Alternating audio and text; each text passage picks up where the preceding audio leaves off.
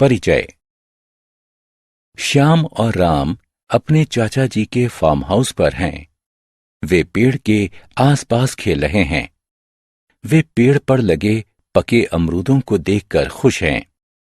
क्या हम कुछ अमरूद खा सकते हैं चाचा जी? बिल्कुल बेटा, मैं तुम दोनों के लिए अमरूद लाता हूं। ये कितने स्वादिष्ट हैं। श्याम, उस पक्षी को देखो।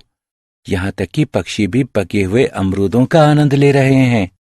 हाँ, जंतु पौधों से अनेक वस्तुएं जैसे फल, छाया, ऑक्सीजन आदि प्राप्त करते हैं। बच्चों, लेकिन क्या तुम जानते हो कि जंतु भी पौधों को अनेक वस्तुएं देते हैं? सच में चाचा जी, किंतु वो कैसे? चाचा जी, कृपया इसके विषय में हमें और अधिक बताएं। तो ठीक है, आओ मैं तुम्हें सजीव वस्तुओं की एक दूसरे पर निर्भरता के विषय में विस्तार से बताता हूं। आओ सीखें। पौधों और जंतुओं की एक दूसरे पर निर्भरता का वर्णन करना। पौधों और जंतुओं की निर्भरता वाले कारकों की सूची बनाना। वनों की विशेषता का वर्णन करना। वनों के कटाव से होने वाले दुष्परिणामों की चर्चा करना। वन और वन्य जीवन सुरक्षा की चर्चा करना। क्या पौधे जंतुओं पर निर्भर होते हैं? पौधों से जंतुओं को भोजन, ऑक्सीजन और आश्रय प्राप्त होता है। क्या वे इसके बदले में पौधों को कुछ देते हैं? हाँ, पौधों को अपना भोजन बनाने के लिए कार्बन डाइऑक्साइड की आवश्यकता होती है। जब जंतु सांस बाहर छोड़ते हैं तो वे कार्बन डाइऑक्साइड निकालते हैं, जो कि पौधों को प्रकाश संश्लेषण की प्रक्रिया द्वारा उनका भोजन बनाने में सहायता करती है। बीज प्रकीर्णन द्वारा अपने बीजों के विकास के लिए पौधे पूर्ण रूप से जंतुओं पर निर्भर रहते हैं। क्या आप जानते हैं कैसे? फूलों से मकरंद चूसने के लिए जब अनेक कीट, मक्खियां और तितलियां उनके ऊपर बैठते हैं तो उनके परागकण उनके पैरों के निचले भाग से चिपक जाते हैं। जब वे एक फूल से दूसरे फूल पर जाते हैं तो वे अपने पैरों में चिपके हुए उन परागकणों को फैला देते हैं। फलों का चमकदार मीठा गूदा पक्षियों और जंतुओं को अपनी तरफ आकर्षित करता है। पक्षी और जंतु फलों को खाते हैं और बीजों के प्रकीर्णन में सहायता करते हैं। इस तरह जंतु पौधों के अस्तित्व को बनाए रखने में और उनके फलने फूलने में सहायता करते हैं। वन तथा वन समष्टियां। क्या आपने इन लोगों को देखा है? जी हां, ये आदिवासी हैं। आदिवासी लोग पेड़ों की पत्तियों और फलों को एकत्रित करते हैं। आदिवासी वन्य पदार्थों जैसे गोंद, कायिक पौधे, औषधि वाले पौधे और शहद आदि द्वारा अपनी जीविका कमाते हैं। वे वनों में पाए जाने वाले विभिन्न प्रकारों के पौधों से अपना भोजन और औषधियां प्राप्त करते हैं। आदिवासी कुछ पेड़ों जैसे बरगद और पीपल की पूजा करते हैं। पेड़ों के प्रति ये आदर पेड़ों के संरक्षण में सहायता करता है। वनों का महत्व। श्याम वन की हरियाली को देखकर अति उत्साहित है। वनों से हमारे जीवन को अनेक लाभ मिलते हैं। आओ इनमें से कुछ लाभों के बारे में जानते हैं।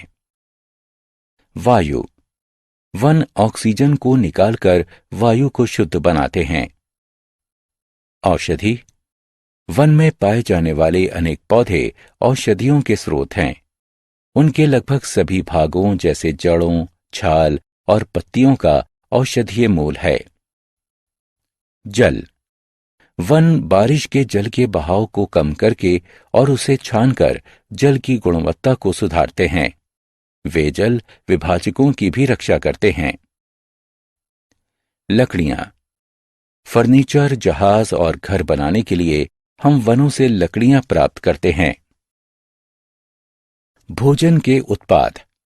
वनों से हम विभिन्न किस्म के फल और शहद प्राप्त करते हैं। छाया, चारों तरफ की वायु और भूमि को ठंडा करके वनों के पेड़ों की छाया पृथ्वी के ताप को कम करके इसे ठंडा रखने में सहायता करती है। ठंडक, वाष्पीकरण और वाष्पोत्सर्जन के दौरान वन सौर ऊष्मा को अवशोषित करने में सहायता करते हैं। कार्बन डाइऑक्साइड का स्तर, ये कार्बन डाइऑक्साइड के स्तर को बनाए रखते हैं और इस प्रकार से पौधों की वृद्धि को बढ़ाते हैं। स्थानीय जलवायु, ये स्थानीय जलवायु को बनाए रखने में सहायता करते हैं और इस प्रकार से जलवायु में होने वाले बदलाव से भी लड़ने में सहायता करते हैं। आओ खेलें। चित्र को उठाकर सही कथन के नीचे दिए गए बॉक्स में रखें।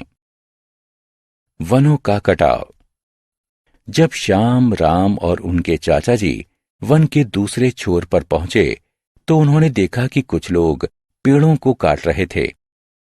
आप पेड़ों को क्यों काट रहे हैं? हम इस जमीन पर चावल उगाएंगे। चाचा जी ने श्याम और राम को बताया कि बढ़ती हुई जनसंख्या और अनाज की बढ़ती हुई डिमांड के कारण वन उपजाऊ जमीन में परिवर्तित होते जा रहे हैं। वनों के कृषि वाली भूमि में परिवर्तित होने के कारण ही अधिक वन कटाव हो रहा है। लकड़ियों की प्राप्ति के लिए पेड़ों की अनगिनत कटाई से वनों का अधिक क्षय होता है। वनों के कटाव के कारण लाखों प्रजातियों के वास स्थानों का खोना सबसे भयंकर दुष्परिणाम है। वनों के कटाव से जलवायु में भी बदलाव आता है क्योंकि पेड़ ग्रीन हाउस गैसों को अवशोषित करते हैं। वनों के कटने के परिणाम स्वरूप ग्लोबल वार्मिंग बढ़ती है। हमें ये जान लेना चाहिए कि हम पेड़ों के बिना जीवित नहीं रह सकते हैं। वन की सुरक्षा। हमें वनों की सुरक्षा करनी चाहिए।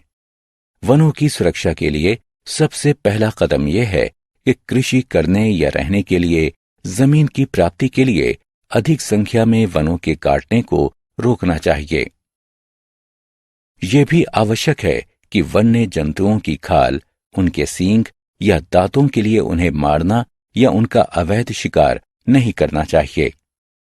वन्य जीवों के मारने के विरुद्ध सरकार द्वारा लागू किए गए कानून तथा नियमों का सख्ती से पालन करना चाहिए। संरक्षित वन क्षेत्र वन्य जीव अभयारण्य कहलाता है। Project tiger. अचानक राम ने एक बोर्ड देखा जिस पर लिखा था बाघ को बचाएं। वो अपने चाचा जी से पूछता है, चाचा जी, इस बोर्ड पर बाघ को बचाएं क्यों लिखा है? बेटा, प्राचीन समय से लोग जंतुओं की खाल, उनकी हड्डियों और उनके पंजों के लिए उनका अवैध शिकार करते आए हैं। वे लोग इस बात की चिंता नहीं करते कि इससे जीवन की विविधता पर क्या प्रभाव पड़ेगा। इसके परिणाम स्वरूप पृथ्वी से हम लोग अनेक प्रजातियों को हमेशा के लिए खो चुके हैं। भारतीय बाघ भी इनमें से एक है। भारतीय सरकार बाघों को बचाने के लिए कदम उठा चुकी है। उसे ही प्रोजेक्ट टाइगर का नाम दिया गया है। इस प्रोजेक्ट में सरकार उन वनों की देखभाल करती है जिन वनों में बाघ रहते हैं। ये वन बाघ अभयारण्य कहलाते हैं। इन वनों में बाघों को मारना और पेड़ों को काटना एक दंडनीय अपराध है। हमने क्या चर्चा की?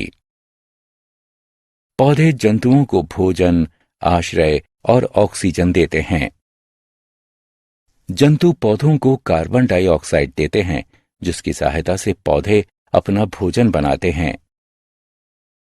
पक्षी और जंतु पौधों के बीजों के प्राकीर्णन में सहायता करते हैं। आदिवासी वन्य पदार्थों जैसे गोंद, कायिक पौधे, औषधि वाले पौधे और शहद आदि द्वारा अपनी जीविका कमाते हैं। अनेक वन्य पौधों की जड़ें, छाल और पत्तियां औषधियों के स्रोत हैं। फर्नीचर, जहाज और घर बनाने के लिए वनों से हम लकड़ियां प्राप्त करते हैं। वनों से हम विभिन्न किस्म के फल और शहद प्राप्त करते हैं।